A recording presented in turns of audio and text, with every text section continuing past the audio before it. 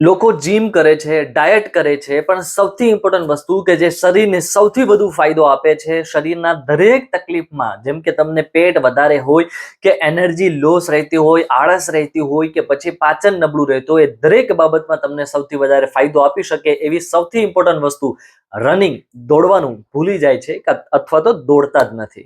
લોકો આળસના કારણે દોડવાનું કે ચાલવાનું રાખતા જ નથી અને એ જ લોકોને સૌથી વધારે તકલીફો, બીમારીઓ થાય છે.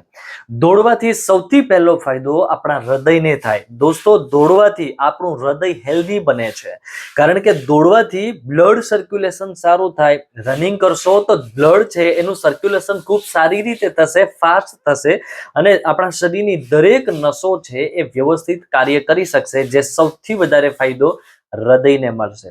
હૃદય સ્વસ્થ થવાની સાથે સાથે આવનારા સમયમાં પણ હાર્ટ એટેકની જે શક્યતાઓ છે એકદમ નહિવત થઈ જશે. આજથી દોડવાનું ચાલુ કરશો તો મહિના 2 મહિનામાં તમારું હાર્ટ આજે જે છે એનાથી 2 ગણું હેલ્ધી બની ગયું હશે.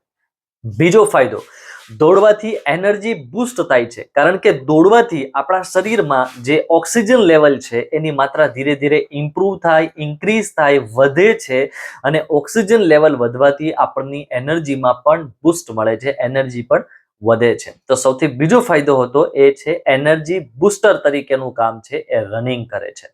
ત્રીજો ફાયદો, ફેટ લોસમાં મદદરૂપ સાબિત થાય. દોસ્તો, માત્ર ડાયટ કે પછી જમવામાં અમુક વસ્તુનું ધ્યાન રાખવું જ એ ફેટ લોસ કરી શકે ખરું? ના.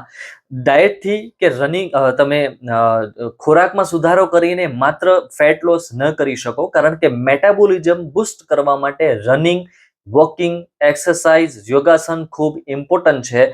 તો ફેટ લોસ કરવું હોય તો રનિંગ ખૂબ જ ઇમ્પોર્ટન્ટ સાબિત થાય. તમે દોડવાનું ચાલુ કરો તો 15-20 મિનિટમાં જ ફેટ બર્નિંગ પ્રોસેસ છે આપણા શરીરમાં ફાસ્ટ થાય છે, થવાની શરૂઆત થઈ જાય છે અને ધીરે ધીરે તમે રેગ્યુલર 30 દિવસ સુધી પણ રનિંગ કરી નાખો તો તમારું શરીર લગભગ 20-30% ફેટ લોસ કરી નાખ્યું હશે અને શરીર છે એકદમ પાવરફુલ બની ગયું હશે. આ ત્રીજો સૌથી મોટો ફાયદો હતો. ચોથો ફાયદો, સ્ટ્રેસ, માઇન્ડ ક્લિયર થાય.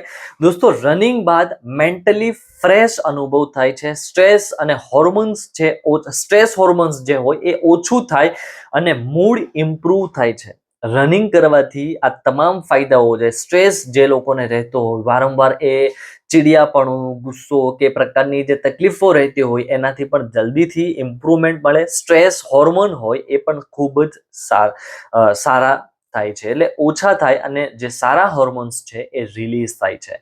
પાંચમો ફાયદો, પાચન છે એ ઇમ્પ્રૂવ થાય, પાચન શક્તિ મજબૂત થાય છે, ડાયજેશન ફાસ્ટ થાય છે.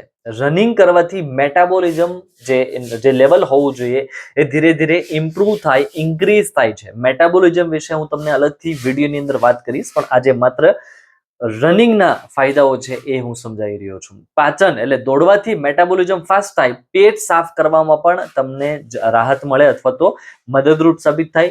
ગેસ, કબજિયાત હોય કે એસિડિટી રહેતું હોય એમના માટે પણ રનિંગ રામબાણ સાબિત થાય છે. રનિંગ કરવાના જે મોસ્ટ ઇમ્પોર્ટન્ટ ફાયદાઓ દરેક પુસ્તકોની અંદર લખેલા છે, દરેક પુસ્તકોમાંથી જે મેન પોઈન્ટ્સ છે મેં અહીંયા તમારી સામે રાખું છું.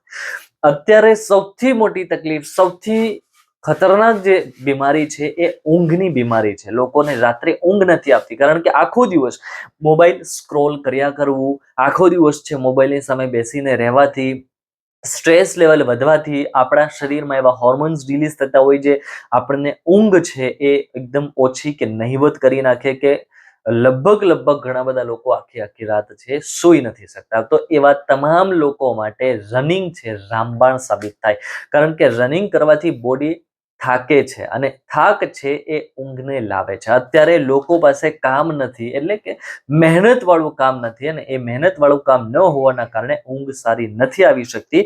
અગર તમે રનિંગ કરશો તો ઊંઘ પણ ઇમ્પ્રૂવ થશે. સાતમો ફાયદો, કોન્ફિડન્સ વધશે. આ છેલ્લો ફાયદો છે. 30 દિવસ, માત્ર 30 દિવસ સતત 20-30 મિનિટ દોડીને તમે જુઓ, તમારા શરીરનો, બોડીનો જે શેપ છે એ પણ ચેન્જ થશે. તમારું શરીર છે એ પણ એકદમ પાવરફુલ એનર્જી બૂસ્ટર તરીકે તમને એ ફાયદો દેખાશે અને સાથે સાથે તમારા કોન્ફિડન્સ લેવલમાં પણ વધારો થશે. ઓવરઓલ ઇમ્પ્રુવમેન્ટ તમને જોવા મળશે અગર તમે રેગ્યુલર દોડવાનું રાખશો તો. આ 7 ફાયદાઓ જબરજસ્ત છે, તમારા શરીરને આખું ચેન્જ કરી શકે છે. જલ્દીથી આજથી દોડવાનું ચાલુ કરો, વિડીયો બધાને શેર કરો.